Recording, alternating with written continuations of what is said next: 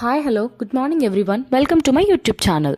Today's topic is about planning in management principles and practices. It is very useful for the management students to study and understand to get a good score and can also implement the planning in their lives to become successful. Planning. What is meant by planning? We use planning in our daily life like we have to go to college tomorrow. For that, we have to plan today itself by packing bag and setting ourselves to go to college. So planning is the first element management in planning. First element in management is planning. And the definition of planning is deciding in advance what to do, how to do, when to do, and who is to do it in terms of organization. Here, a plan is a predetermined course of action to be taken in future. There is a plan. The planning is a bridge and the gap between where we are and where we want to reach and where we want to go in the future. Let's tell about the planning. The bridge that is between the planning and the process, and here the catalyst that acts between the plan and process is called the execution. The planning, execution and process, it leads to the nice decision making. Then coming to the nature of the planning, there are different natures of planning. Here we have 9 different natures of planning. The first one is planning is a goal oriented. It means we want to do, and what is your goal? We have to plan for it. Goal, we have to set a goal. Just plan for the goal and we have to achieve it. Next, planning is a primary function.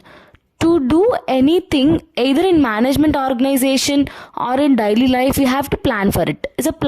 Mainly planning is a primary function. Here, all pervasive. Planning is all pervasive. Pervasive means same to all or widespread at all. Here, planning is all pervasive irrespective of our level. If there is a lower manager, middle manager, high level managers and workers, planning is very important in every stage and every life. Next, planning is an intellectual process. Planning is an intellectual process where it wants intelligence and creativity to plan any work in an organization. And here, next one, planning is a continuous process. Here the planning involves continuous thought process and it is a never-ending process.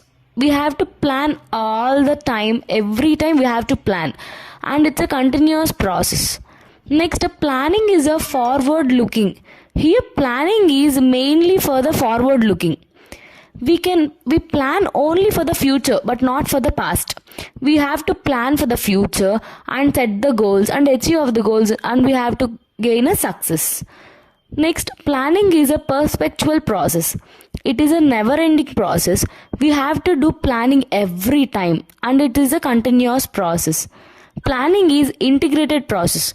At every level, we have to improve and integrate the process. In our life, we have to integrate and improve ourselves every time. Like also planning, we have to plan and integrate, improve our planning process. Every day we do work. For that, we have to plan for it. Every day we can change us and we can practice and we can plan it for a different way and in a better way. So planning is directed towards efficiency. We plan everything, but it won't go in an efficient way. We plan perfectly, but sometimes it happens in a different way or in a wrong way. Then only we have to direct our plans in an efficient way.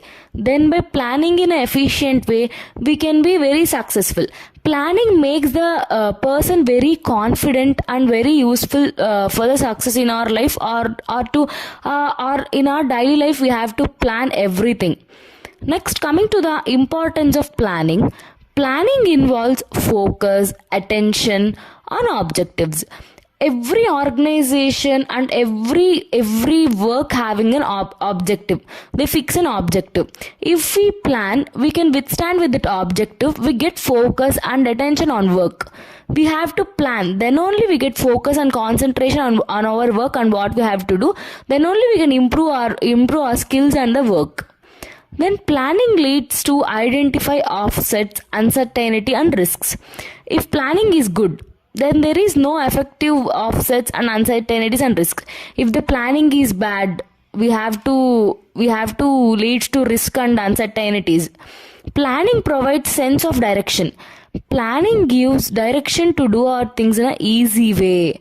Here, the sense of direction means the planning gives a direction from where it gives steps and other things where we have to go and what we have to do. It's having a one blueprint. It's like blueprint. Sense of direction means blueprint. So we can do what next, what next. We cannot think. We can do in a line wise. So planning provides sense of direction. It gives sense of direction to meet our goals. Planning provides guidelines for decision making. Here, the decision making is very, very important of the planning. Decision making is a main for planning. Once we have planned all the things, we try to make the decisions. We have so many plans. If we want to arrange a birthday party or we have to arrange any tour or trip, we have many plans. But in all the plans, we have to take one plan and make our decision and where we want to go. Decision making plays a crucial role in the element of a planning in an organization. Planning ensures better coordination. Here, the planning having a better coordination because we have to plan more plans. We have one master plan and two sub plans. If we have done with a master plan, we can also apply two sub plans. If we are not satisfied with the master plan, we can apply two sub plans, or we can't satisfy with the two sub plans, we can apply master plan.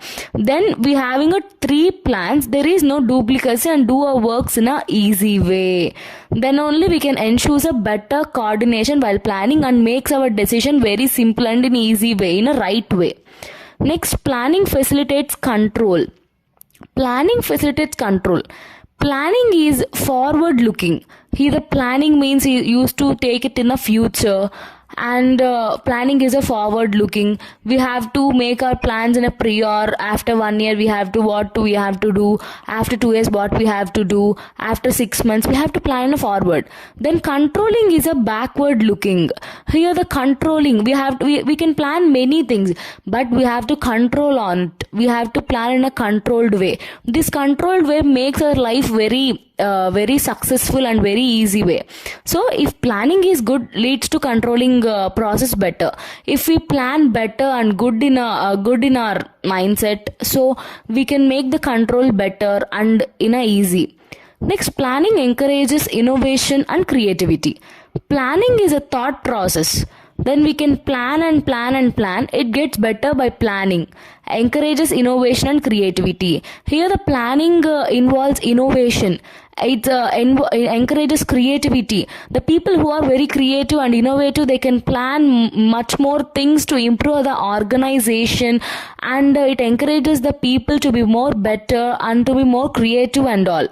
Planning encourages innovation and creativity is most important in the planning and the decision making also. Planning facilitates delegation. If our work is well planned, we can easily delegate the plan. It can make the work in a very easy way. If we delegate very easy way, if we have all the things, we can easily make our plan and we can easily take the decision and etc. Next, coming to the planning process, there are 6 steps in the planning process. We can apply this planning process in many other ways, like we can apply these 6 steps in problem solving or planning or decision making. We can apply these 6 steps in that. First, we have to identify the goals. In this, we have to identify the objectives and we have to set a goal. State objectives clearly, and we want to do so. What we want to do, we have to write in some of the objectives and we have to set a goal. This is the first step in the planning process. Second step in the planning process is develop planning premises. We have to develop the planning premises. Since future is uncertain, we don't know about the future and we don't know about anything about we have to assume it. If the market price is booming, what we have to do and where we have to invest and where we want to go, we have to plan it. If the market is stagnant, what we want to do. If the market is low, what we want to do. We have to assume a plan. Every day we have to assume a plan for the future perspective also. So we have to develop a planning premises every time and every day for the future processes only. Next, coming to the third stage or third step involving the planning process is determine alternatives. We have to determine alternatives. There are different ways to achieve a one goal, and we have to evaluate alternatives. Evaluate them in terms of cost, risks, and benefits, and etc. We have to evaluate different types of alternatives. We have to select a course of action. The most optimum course of action must be selected. It's a decision making. It is a very important decision making. We have to select one alternative from all the alternatives to escape the risk, cost, and benefits. It's next from last step in the planning process is formulation a plan. From alternatives we have to select one alternative. From we have to select an alternative, we have to formulate a plan. From the selection of alternative we have the one master plan. In a formulation of plan we have to select sub plans. Like now it is a time to make sub plans since master plan has been decided. These are the steps in the planning process. These are some references to know much more knowledge about the planning. Thank you for watching the video. If still have any doubts, let me know in the comment section. I'll definitely try to clear all the doubts. Please share, like, subscribe my channel. Thank you. Bye bye.